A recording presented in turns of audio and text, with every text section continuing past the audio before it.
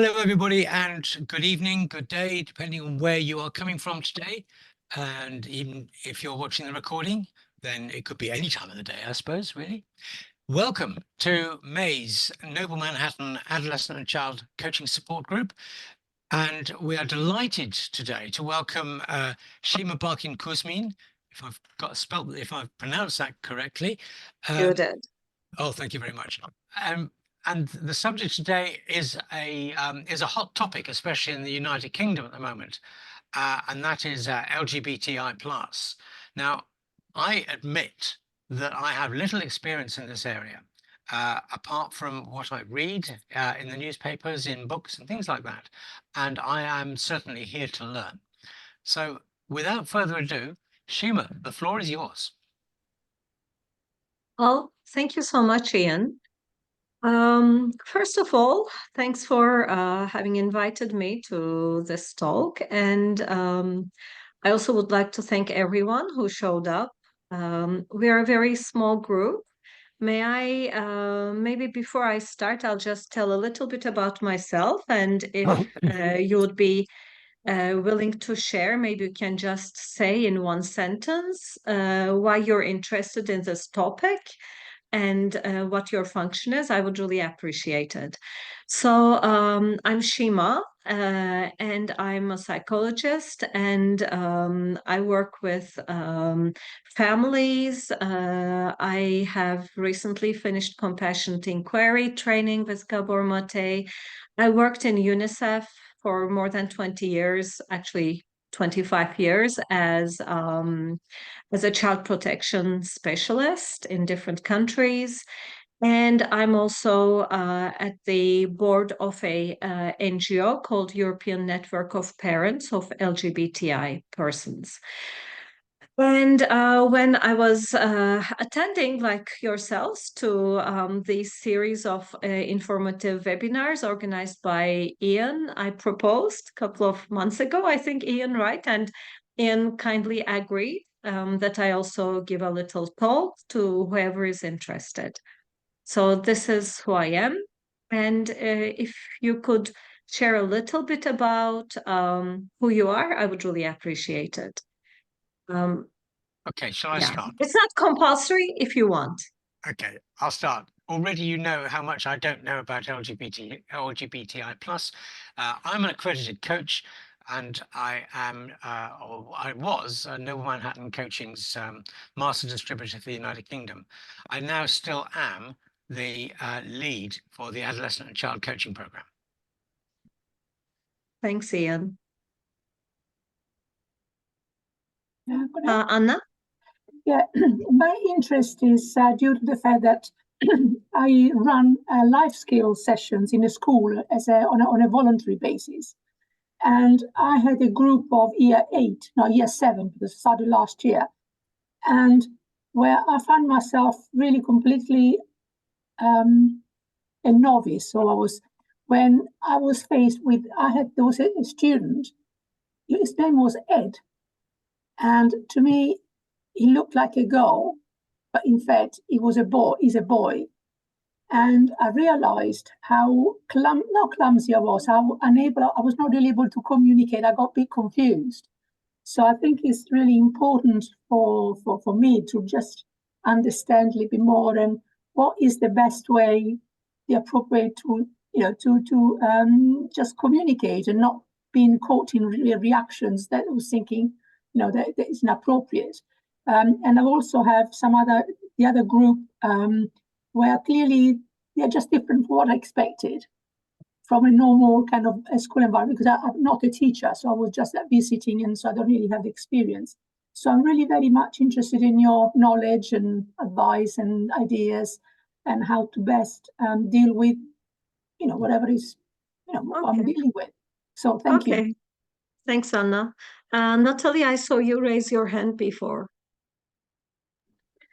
Okay. Hi, I'm Natalie. I'm and this is Mila, and she can also speak for herself. But we both work at the Berlin Cosmopolitan School, kindergarten and preschool. I'm currently the head in the school, but I'm soon on maternity leave. And this topic is really interesting for us because I think that we want to support children with their gender identity and their sexual identity early on and to learn about who they are.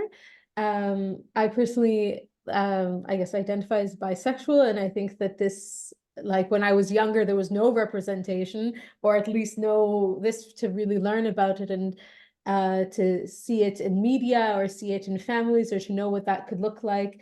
And so through our library and through our materials and the way we perceive inclusion, we do a lot. So that was a bit longer than a sentence, I guess. Mila, do you want to share? Yeah, so like Natalie said, I'm at the same school here in Berlin. And I'm interested in the topic for many reasons, but also I would like to know a little bit more. Yeah, what are the resources out there if I do have a child in my care in the future who perhaps will identify as trans? I also have a trans brother who is 2 years older than I am. So yeah, I do have some experience obviously in that way. And you know, that's me. Well, thank you, Mila. Thanks. Would anyone else like to share just very quickly? Peregrina?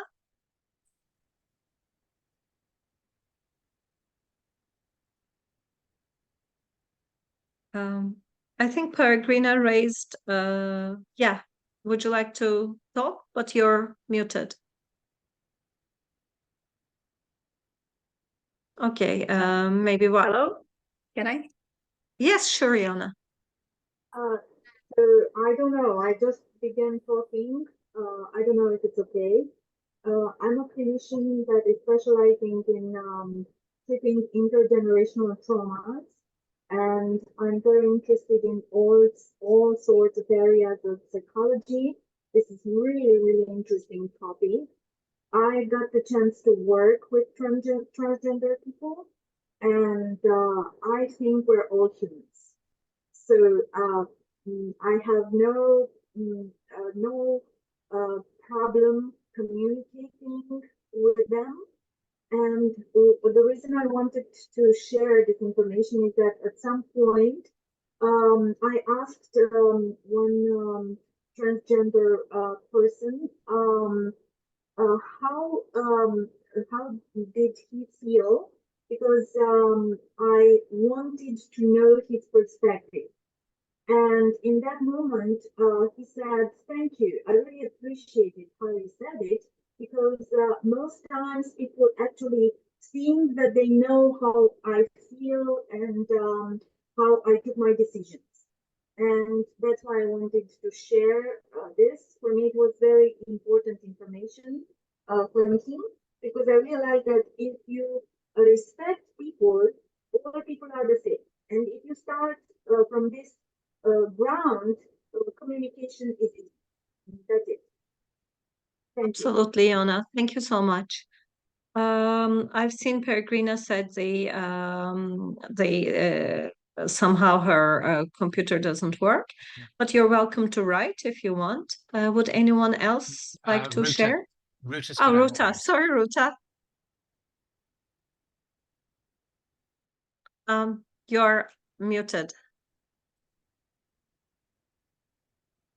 Yes, sorry. Hello, everyone. My name is Ruta, and I am from Lithuania. And I know Siyma for a couple of years, and I love the way she speaks and presents such an important subject. And I am from organization Mothers for LGBTQ+ Children in Lithuania. So the subject is very important, interesting to me, and I'm glad to join you tonight. Thank you, Ruta. Shall I go next? Else? Okay, please, Stefan. Okay, so I'm Stephen. I'm from the UK. I'm a accredited coach and counsellor. I'm here to learn. I'm here to, as always, to help myself to be as effective as possible. So I see a whole range of different clients with a whole range of different diversity, including gender and sexual diversity. and I just need to be as good as possible, don't I? So I'm going to be hanging on your every word. Thank you. All right, Wolfgang? Hi, I'm Wolfgang. I'm Swiss, and I'm a coach and coach supervisor, and knowing the variety of people I work with, and also in just my social sphere, I need to really better understand the challenges, the needs, how to approach a subject with parents if they're processing that. So there's just lots of questions, very little experience, and a huge desire to learn. Thank you. Which city are you in? I'm in Basel, or right outside. Okay, I'm in Geneva. All right. Did we, and Peregrina wrote, anyone else until I read it? Yeah, Arthur.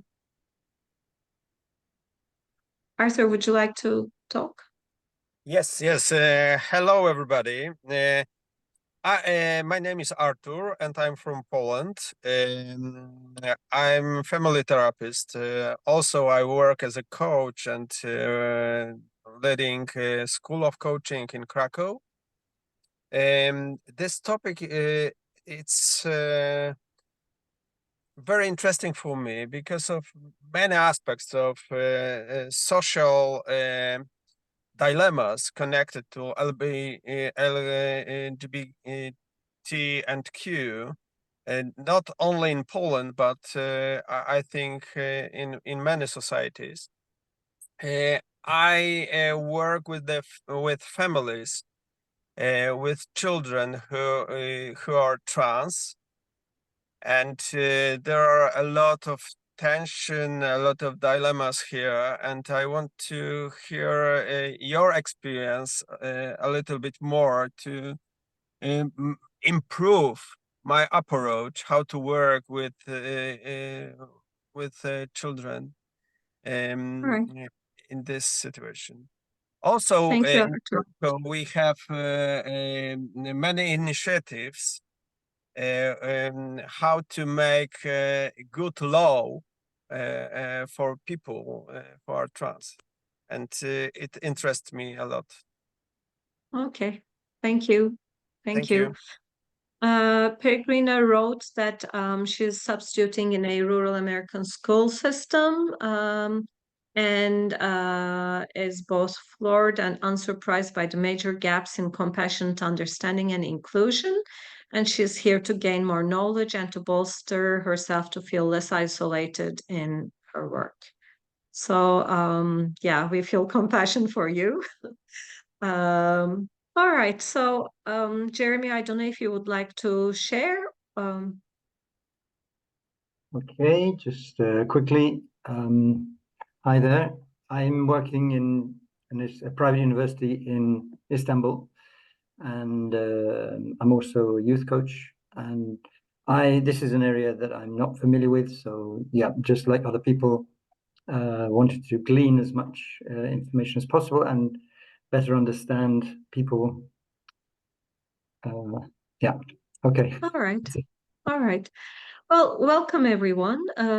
I think we have a group of very interested professionals here who are, I think, even though you said, maybe some of you said you're not that knowledgeable, I think everyone already has a lot of wealth of information. So first thing is what I want to share. Basically, this is a state of being, and no one can actually have the right to even include or exclude someone because of their either sexual orientation or gender identity or their existence.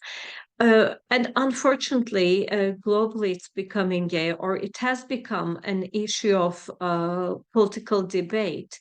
Whereas we do know that LGBTIQ plus people just exist and they just want to be who they are without have to defend themselves and without have to be different or be non-existent in society. What I would like to show is, maybe I'll just see how I can share my screen. I know you shared with me, Ian, but I cannot find. Okay, share like this. No, it doesn't work. Sorry, I just lost my, okay, screen share. Okay, I think it's gonna work this time. I'm not very technologically advanced, as you've seen. No, it doesn't work. Okay, if you Okay. go down to if you go down to share screen, you should therefore get the opportunity, all of your opportunities to share. You select the one that you need to share and then press the button that says share. Okay. Okay, I think then I can do like this. Hey, Okay. here we go. Yay, I'm Every happy. day's a school day. Exactly. So, especially in terms of the coming out of people who are transgender, it's a very long journey that takes years. According to the US Transgender Survey, the people who were asked, the age when they began to feel their gender was different from the ones that were on their original birth certificate. If you look at the left of the screen, the percentage of people who felt they were different were 32%. That was for age 5 and under, and 28% for ages 6 to 10, 21% 11 to 15, and 13% 16 to 20. So actually, people do start to feel that they're different at a very young age. But it's a big process. The age that they start to think that they are transgender is at a much later age. Only 10% for 5 and under, 16% 6 to 10 years old, 28% 11 to 15 years old, 29% 16 to 20 years old, and so on and so forth. But the age that people actually start telling others that they are transgender, only 5% for under 10, 10% for 11 to 15, 37% 16 to 20, 21% 21 to 25, and the rest you can see. So the main point I want to make is there's so much debate now about this is coming out, there's an increase, but this is a research that was done with those over 18 in 2015. And you can imagine it's going back much further. And it's a research done with 27,000 people. It's quite a substantial amount. So people do start feeling that they're different gender at a very young age, but coming out is a big process. And this is important to note because sometimes we do forget that this is a sense of being. In terms of the, when we look at different interventions that are being done for people who are LGBTI, we do see that sometimes there is some intervention that the parents who love their children, they want to actually take their children to therapy because they love their children. And it's not only for trans, but also for all ranges of LGBTI, and that's across the board.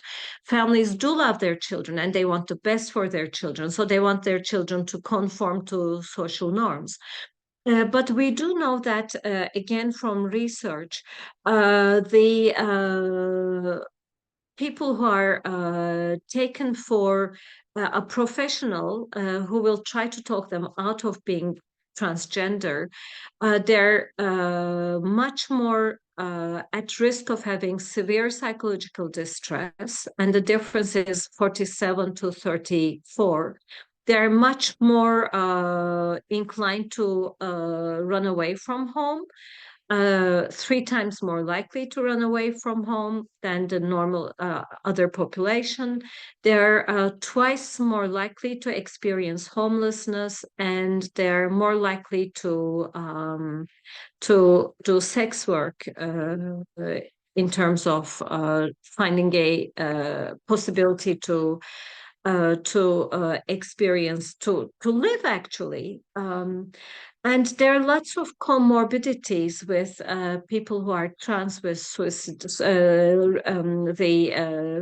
suicide ideation, depression, anxiety. There's also with autism and bipolar disorder. However, these are all secondary to not being accepted at home and in their communities, in the schools. So there's a lot of debate about, well, especially, maybe you've read, some of you, especially those coming from UK, the recently published CAS report. Yes, there is a certain group of children who have more depression, more likely to do self-harm, who are on the autistic spectrum, and it's comorbidity with being trans. However, we do know for sure that families not accepting these children and the school environments not being accepting increases the risks. So this is something that we do need to keep in mind. Another thing is when we look at, again, research coming from different parts of the world, there is a big risk for young people and children, and mental health is a crisis now.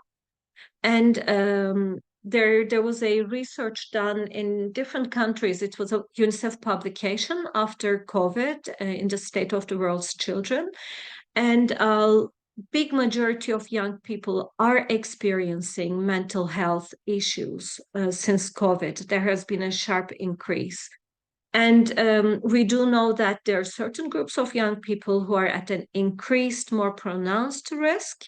And the LGBTI youth are part of these groups, especially with the current polarized state of affairs, which unfortunately makes young people feel more unsure of themselves. And in many parts of the world, unfortunately, even with the countries who are present here, there are countries where it's not as accepted, and young people are feeling pressured, their families are feeling pressured, that they are the way they are. Again, when we look at research, and as coaches, as teachers, as those who work with young people, it's really important to remember that while I talked about how not accepting and trying to talk the young people out of being LGBTI increases their risk, we do also know that young people who report that there has been a high level of family acceptance, they believe that the families believe that they can have a good life. 1 in 3 report that those who actually have family acceptance have higher sense of self, higher life satisfaction, higher self-esteem, better mental health, and they have better adequate housing when they grow up. So when we work with in schools, we do know, and with young people, we do know that even having one adult who believes in the child, and this is general for all young people, is a big resiliency factor.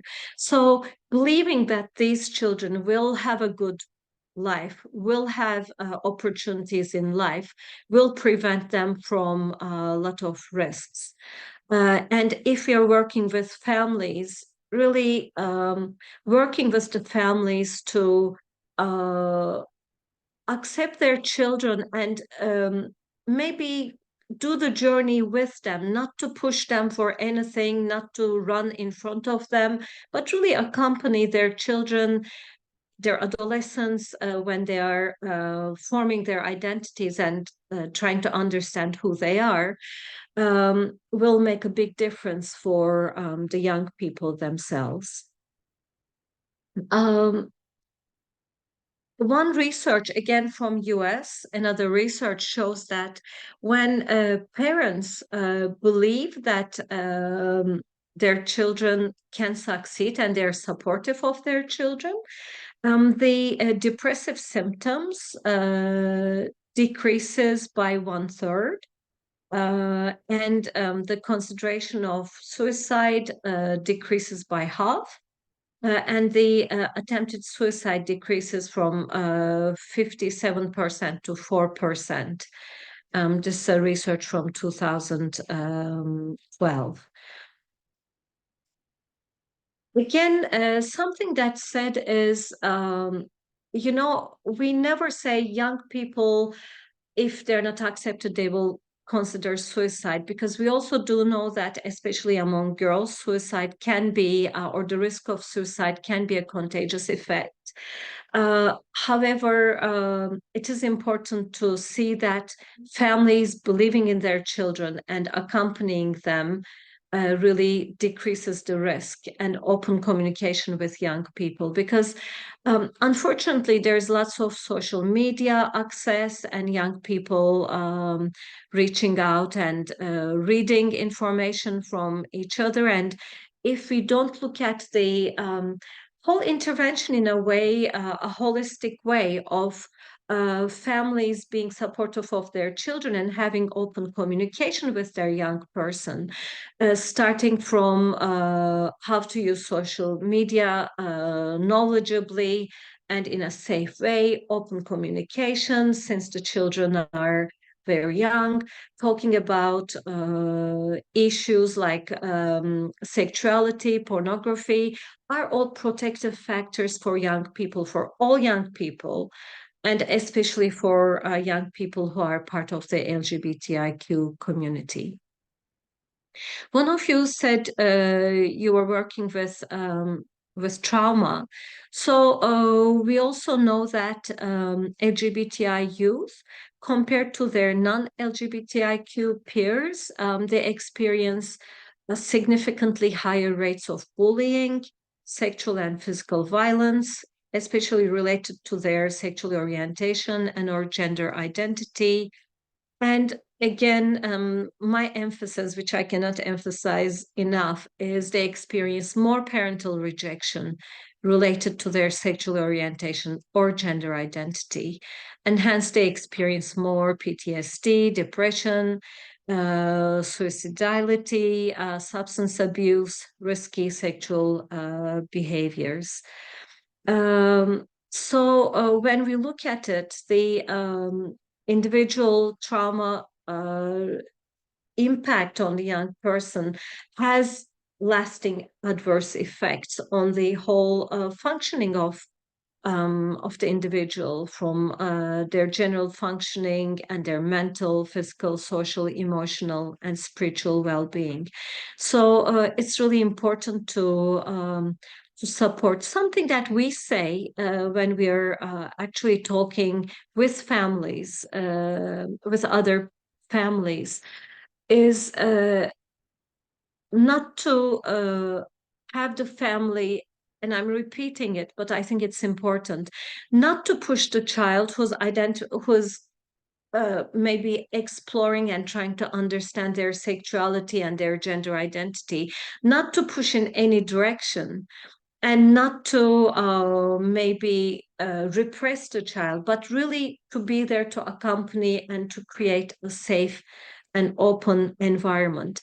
For young people, all the resiliency factors that we talk about, adolescents in our day and age, everything plus more is true for resiliency factors for LGBTI young people. In terms of the one visual I would like to show, and I will go to share screen here. Okay, I think you can see my screen now. The family rejection and health risks, as you can see from here, for depression, it's six times more for people where there is high level, for young people where there is high level of family rejection. In terms of using illegal drugs, if there's high level of rejection, they're 3.5 times more likely to use illegal drugs. Lifetime suicide attempts is around 8.5 times more. Risk for HIV infection is 3.5 times more. These are all very scary statistics. And all the more reason for those who work with young people to help them to explore themselves and to understand and really support, and especially to work with parents, provide parent services and support for families to create a safe and protective environment for their young people.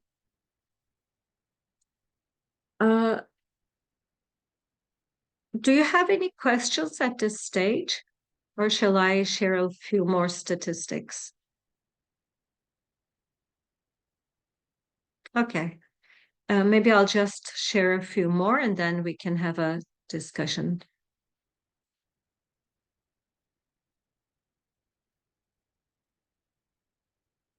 When we talk about the acceptance of families, I did talk a lot about the parents rejecting behavior. But when we talk about the acceptance behavior, if you see here, the more family acceptance leads to better health and well-being in terms of being less likely to be depressed, being less likely to think about suicide or attempt suicide, to use less substance abuse, have higher self-esteem, more social support, and have better family relations when they grow up. I will also then want to share a little bit about what are the different actions parents can do and what we can do to help parents. So in that way, if you would like to ask any questions before I move on, you're welcome.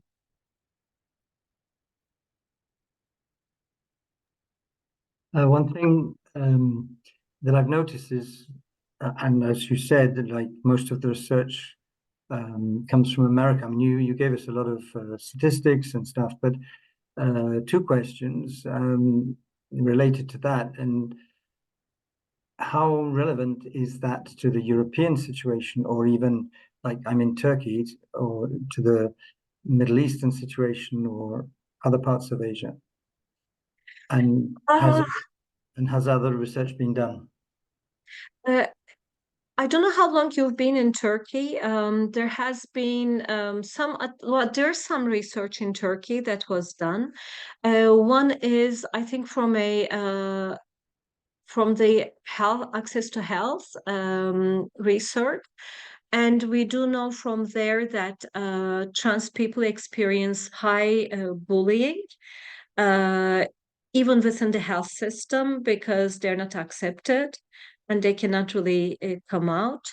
I do know from my network in Turkey, in terms of parents and their children experiencing unacceptance and bullying in the schools. And health professionals actually trying to convert and not accept, even saying things like, but you're such a beautiful girl, you possibly cannot be trans, or this is something wrong. And these are really highly qualified professionals, some of them. There are support services available. There are NGOs, maybe you've heard about Listak in Istanbul, there's Galader in Ankara, and there are different parent support groups. In terms of research, some of the psychiatrists have done some research, but there is more of a push in the last couple of years against such research to be easily done. So it's not as much the name of the organization. In Turkey, it's Lista. I can write it. And they do have a very nice documentary. If you would like to watch it, actually, it's very powerful, called Benim Çocuğum, My Child. So there is research from UK as well. There's, for example, we do know that there has been an increase in acceptance of LGBTI in the recent years. However, there has been equal increase in bullying and hate crimes in UK, which is interesting. And that's true for some other countries as well. In the Middle East, I think it's harder. For example, there are some LGBTI people who were arrested for having shown the pride flag. So it's more difficult to talk in the Middle East and in Central Asia as well. Where I live in Switzerland, even with the access to services is really well developed and it's very scientific. It's done with a board and the children do get support. But at the same time, there's a pushback, as it is globally in many other places. And for mental health, I do need to search because your question was how this research can be, whether it's true in other countries. I can only share from experience, having lived in quite a few countries, that it exists and it's there, but in terms of the statistics, it's not something that I can tell you at the top of my head. But from experience, we do know from general research that young people, if they're not supported at home, they don't feel the connection. They do experience lots of risk factors. And there's something called minority stress, where, and especially with LGBTI community, this is quite high, and that's a general phenomenon, so it's not country specific. So people who are from the minorities, they might have internalized the negative perceptions and stigma that they hear from outside. And for LGBTI people, it's even harder because when you're from a minority and you feel you don't belong, you still belong to your family or your community, but LGBTI cannot, because even in their family, they're the minority. So what happens is there's internalized homophobia, internalized transphobia, and it makes the mental health risks increase.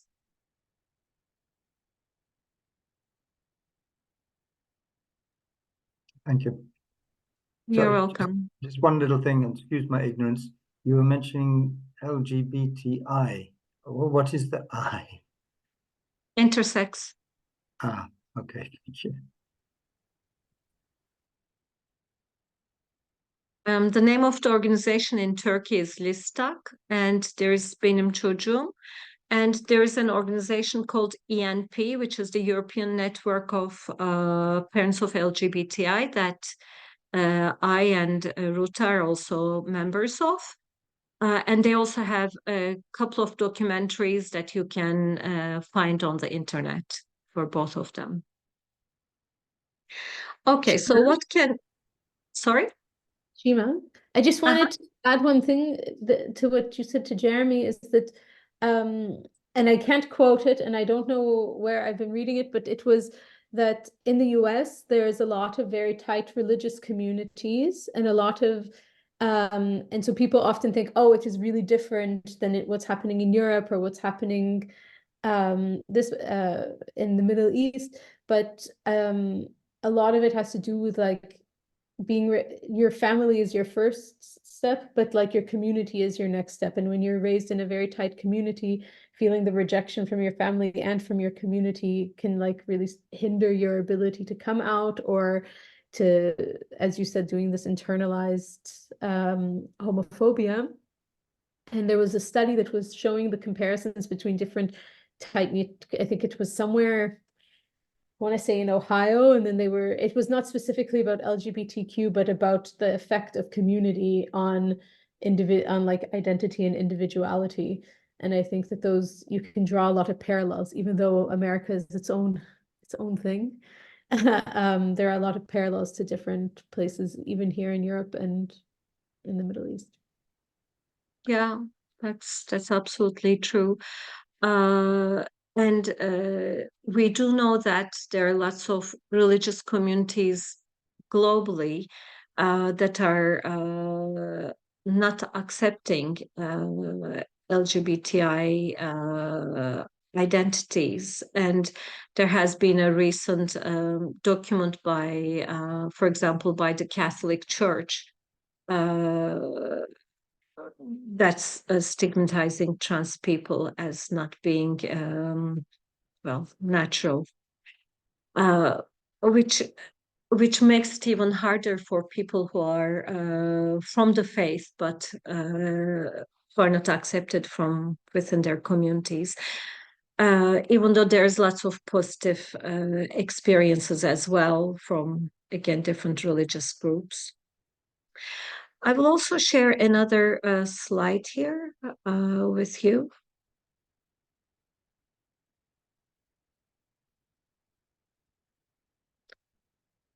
A lot of the time, again, in different countries also, families actually reject their children, and this is totally normalized because families do it as a way of, well, caring for their children. Like, what's going to happen to you in the future? You'll have a very difficult life. I want you to fit into society. I want you to have a good life.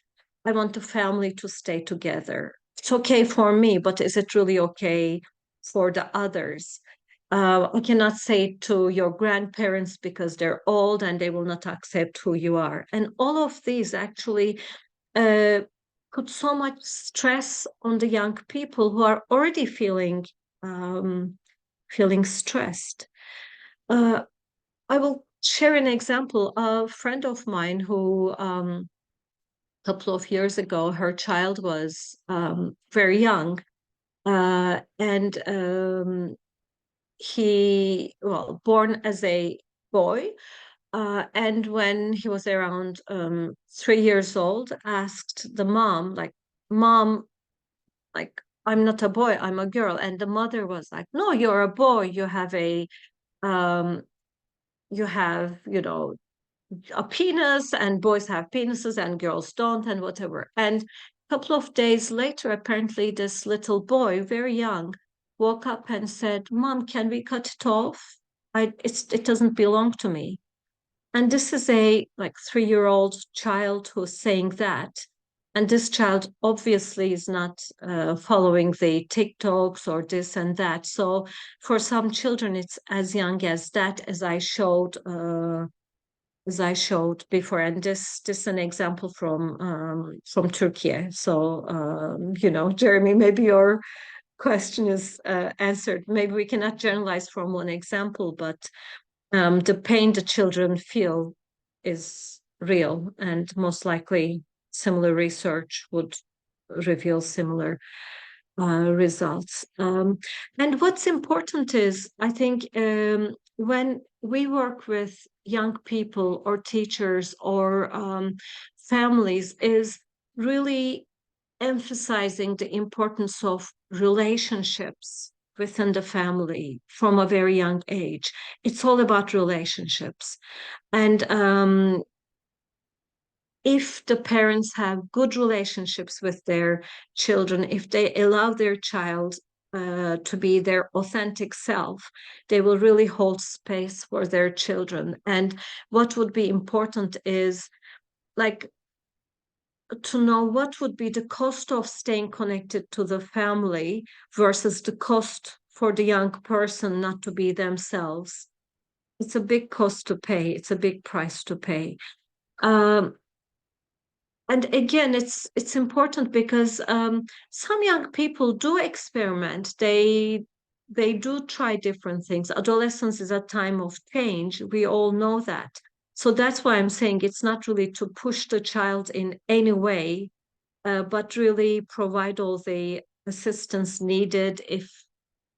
If needed, it's a support from a mental health professional, not to do conversion therapy or to convince for anything, but really to help the young person to explore their identity and to be whoever they are in a safe space.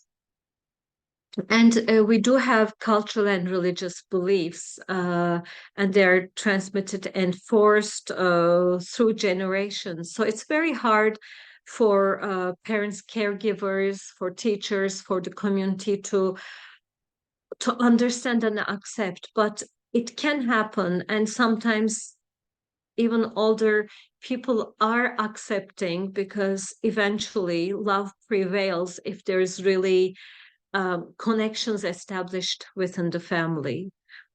In terms of the, again, the conversion efforts that we were talking, these are research, again, from US actually, but I think there are more research that has been done there. So there's much more access. In terms of the general principles on what we can do, it's really important as those of us who work with young people to respect the chosen name and preferred pronouns of the young people, to accept if we make a mistake, to apologize. This is important. To use inclusive language, to be important to use the correct terms that the patient or the client uses, to respect that actually gender identity and gender expression can be on a spectrum. It's quite diverse.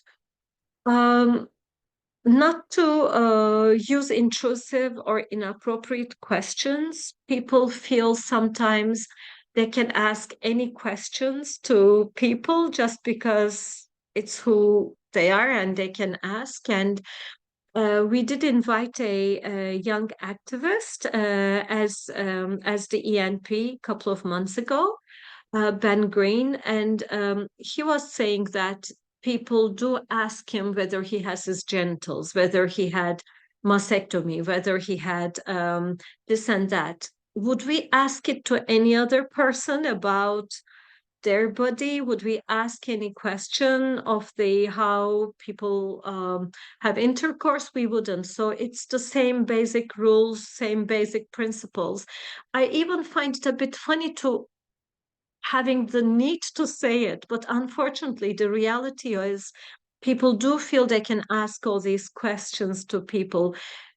The polite thing would be, and the natural thing would be, to ask if you can ask a question if you really feel you want to learn, but you wouldn't ask such a question to someone you just met, any other person. So why ask to LGBTI community? And also in terms of the minority stress, be aware of, your privileges, and really use them to defend the rights of the most vulnerable. This is not only for LGBTI community. For example, if someone I know is coming from a minority religious group and in a WhatsApp group where most people know her religious affiliation, people were talking about actually about that religious group. And she was like, it shouldn't be up to me to defend my rights or to say, hello, I'm here, I'm being offended. It should be the right of the other people to defend the right of the minorities. And I think, whatever I'm talking about LGBTI young people, we can talk about any minority. So if we use our common sense, it's easy to find all of these as the basic principles. And include support for not only the LGBTI young person, but for their loved ones, for their families, for their friends, for the teachers, so that there is a holistic approach. And really look at, when we're working with the young person, really look at holistically and not really maybe just look at one identity of this person and say it's everything about that person, because it's not.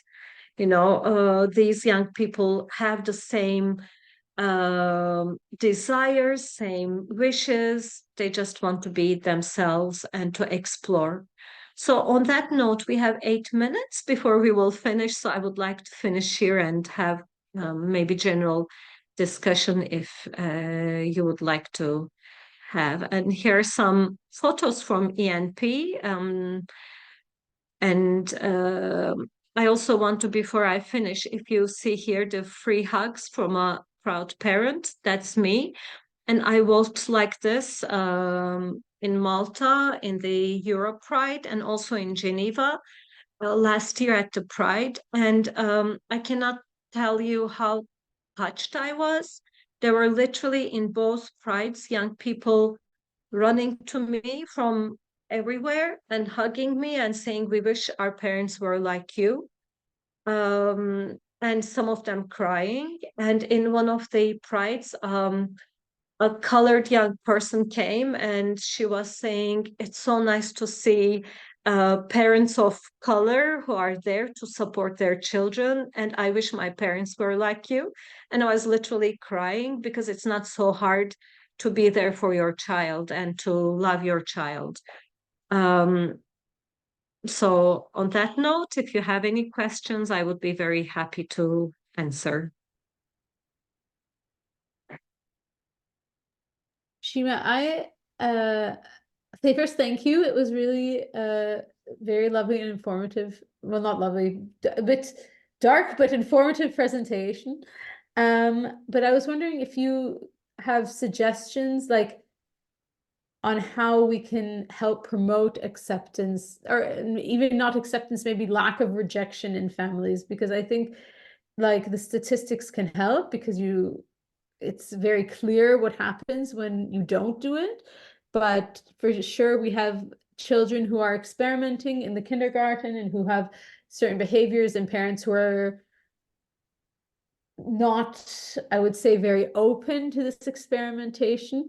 And so, of course, we create a safe and accepting place where we are. But in our work with families, it would be good if we have some tips maybe on how you can, maybe exercises or strategies on how to. Yeah, I see what you're saying. I think talking with parents about maybe connecting them with other parents, if there are in your school. I know in Berlin, and Ruta can help me out with that. There's an NGO for actually it's for Russian-speaking parents from Russian-speaking countries. And they do lots of good work. I don't know about other parents groups, but definitely being connected with other parents helps. Suggesting to the families to also look at their own fears and to come to terms with their fears would help. Research shows at a very young age, children might experiment and they might stay with the same gender or not. So to really say we should not push the child in any other way, but open space to explore without fear in a safe place, it helps. And talking with professionals who are experienced in these issues, it helps. There are a couple of books and resources. It can also help. to have it in the library, maybe to for the parents to look if they want to read about it. So that would also help. Yeah. Sirens. Yeah, thank you. You're welcome. That's great. We'll Mila has a book to recommend for this, so we'll put it in the chat. Yeah. Perfect. Thank you. Just one book helped my parents a lot.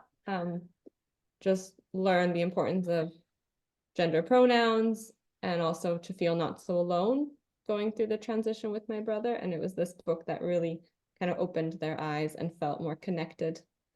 Yeah, I'll write it. Yeah, well, there are a couple of documentaries online, as I said. And for example, Benim Çocuğum from Listak, it's also with subtitles in different languages. In the European Network of Parents, there are a couple of documentaries and testimonials of parents. It really helps for parents to listen and to read and watch, because then they feel less alone, as you rightly said, Mila, because when the child actually shares what they're going through, it's a shock for parents, and it's very normal to feel you're alone, and it's very normal to feel that you're losing the child, but then you learn that actually you're not losing your child. Your child is always the same child. Transitions of the heart. Exactly. And we do have other books, again, in ENP. If you look, we do have such books online as well, and you can take a look there as well, if you would like. And I'm also gonna take note of the one that you're suggesting, Mila. Thank you.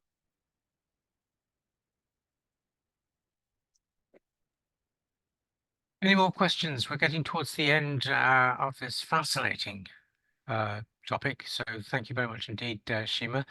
But are there any more questions from anybody? Anna. I just have a question in terms of, let's say, if I go to the school and I know that a child is in there, and well, should I just really, there is no conversation because there is I give a session, so it's really just treat them.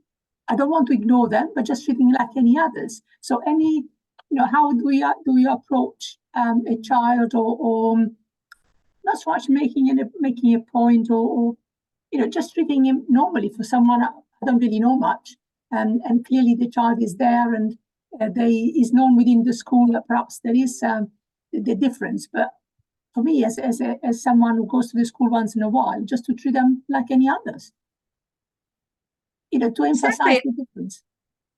I think sometimes it helps if you want to show that you're in solidarity and they can come to you and feel safe, it might help to have a little pride flag, or a little, I don't know, a mug with the flag, or to say everyone is welcome, a little visual that kids know that you're a safe person to come to would help. Thank you. We found also that asking, like normalizing when we have groups, and we normalized saying, these are my pronouns. And so in all of my emails and all of my correspondence, I always put my pronouns, and it shows, I think, to everybody that I'm willing to hear and learn and use and respect the pronouns of others.